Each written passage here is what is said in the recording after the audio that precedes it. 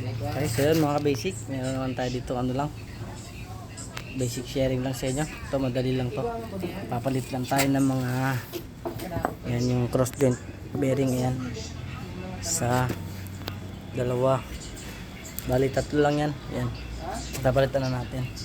Pang ano po yan, pang Toyota Innova mga basic, mga kagrasa. Yan. Ito madali lang naman to tanggalin mga basic. Iano nyo lang to, papalupaluin nyo lang dito kusang umaangat yan sa bilaan, kaya madali lang. Di ko na mabidyoan pero ganun lang naman ang ano paggawa dyan. Madali lang po yan matanggal. So lang pukpukin, sa angat lang yan pusa hanggang sa matanggal yan kabilaan. Tapos dito din sa kabila. Wala kasi akong taga-video mga ka-basic kaya di ko papakita sa inyo, pero dinemo ko naman. Yun lang gagawin dyan. Kung wala kayong martilyo, pukpukin nyo lang dito. So, babaran nyo muna ng ano, kung halimbawa yung stock up, babaran nyo lang ng WD-40.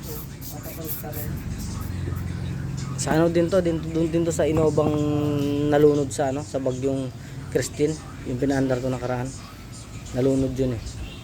Hanggang makina yung ano nun, ng ibabaw ng makina yung tubig. So pati yung computer box, pero okay naman, nice na maandar na. Lahat ng bearing na pinalitan ko, pati yung transmission, binaba ko kasi nga umingay din yung release bearing niya. So yun lang mga ka-basic. Maraming salamat. Papalo naman ng ating Facebook page sa Facebook ko. Papalo na lang. Pa-like and share din ng ano, post natin. Ay ng mga video natin. Thank you po sa inyong lahat.